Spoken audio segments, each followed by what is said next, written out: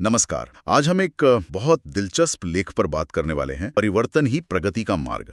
और इसमें एक बड़ा सवाल उठाया गया है कि क्या वाकई में नए तरीकों को ना अपनाना, क्या ये हमें अनजाने में असफलता की तरफ ले जाता है। लेख में एक लाइन है जो मुझे बहुत सही लगी कि पुराने तरीकों से चिपके रहना और बदलाव को बिल्कुल ही नकार देना, ये असल में असफलता की ओर एक अदृश्य यात्रा बन जाता है। सुनने में थोड़ा अजीब लगता है ना, क्योंकि हमें तो यही लगता है कि पुरानी राहें ज्यादा सुरक्षित हैं, पर क्या ये सच में सुरक्षित हैं या यही सोच प्रगति में रुकावट है। चलिए इसे ही समझते हैं आज। हाँ, ये अदृश्य यात्रा वाली बात काफी सोचने वाली है।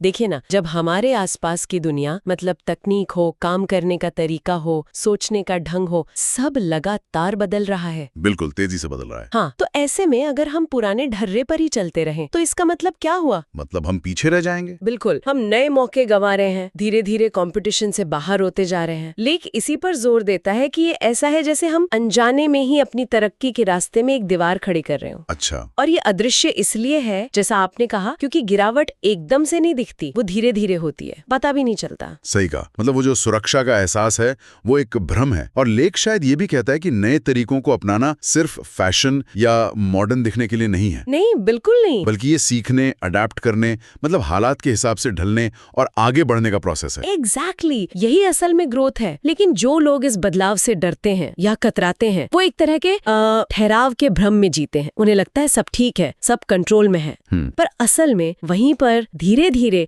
असफलता अपनी जगह बना रही होती है। वो अदृश्य यात्रा वाली बात यहीं फिट होती है। लेकिन लोग बदलाव से कतराते क्यों है इतना? क्या ये सिर्फ अनजाने का डर है या कुछ और भी है? लेख कुछ कहता है इस पर? हाँ, लेख इशारा करता है कि कई वजहें हो सकती हैं। एक तो है कंफर्ट जोन, मतलब जो हम जानते हैं उसमें आराम महसूस करते हैं। हाँ, वो तो है। दूसरा, कई बार हमारी पिछली सफलताएं वो हमें रोक लेती हैं। हमें लगता है जो तरीका पहले चला वो हमेशा चलेगा। अच्छा, ये भी एक पॉइंट है। हम सोचते हैं कि भाई जो चल रहा है बढ़िया चल रहा है, इसे क्यों बदले। और शायद यहीं से वो ढलान शुरू हो जाती है, वो अदृश्य ढलान। हाँ, जिस पर फिसलते हुए हम असफलता के नजदीक पहुंच जाते हैं। बदलाव के लिए मतलब एक एक्टिव कोशिश चाहिए, वो अपने आप नहीं होता। यानी कंफर्ट जोन और पिछली कामयाबी दोनों ही एक जाल बन सकते हैं। लेकिन एक सवाल और आता है मन में, क्या हर बदलाव अच्छा होता है? क्या हर नई चीज अपना लेनी चाहिए? लेख इसमें कोई फर्क बताता है कि किस तरह का बदलाव जरूरी है और कौन सा सिर्फ एक ट्रेंड है? ये बहुत अच्छा सवाल है।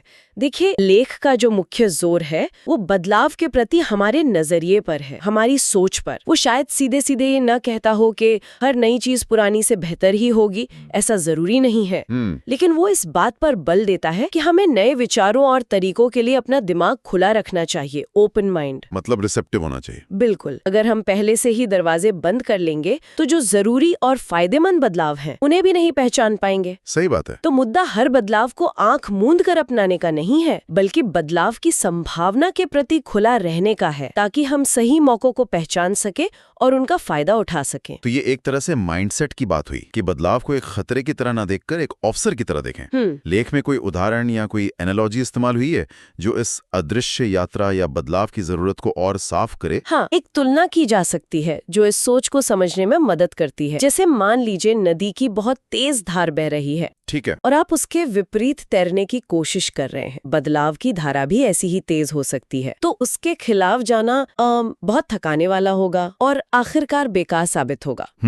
सही। आप शायद थोड़ी देर टिके रहें, पर माहौल तो बदल रहा है, तो पुरानी सोच पर अड़े रहना आपको धीरे धीरे पीछे ही धकेलेगा। बिल्कुल, आप आगे नहीं बढ़ पाएंगे। प्रगति की दिशा तो धारा के साथ ही है, उसी तरफ आगे बढ़ने में है। भले ही शुरू में थोड़ा मुश्किल लगे, थोड़ा अनकंफर्टेबल लगे। वाह, ये उदाहरण तो बहुत अच्छे से समझाता है पूरी बात को। तो मतलब सार यही निकल रहा है कि प्रगति करनी है, आगे बढ़ना है, तो परिवर्तन को अपनाना ही होगा। इससे बचना या इसे टालना कोई स्थिरता नहीं है, बल्कि ये धीरे धीरे पीछे हटना है।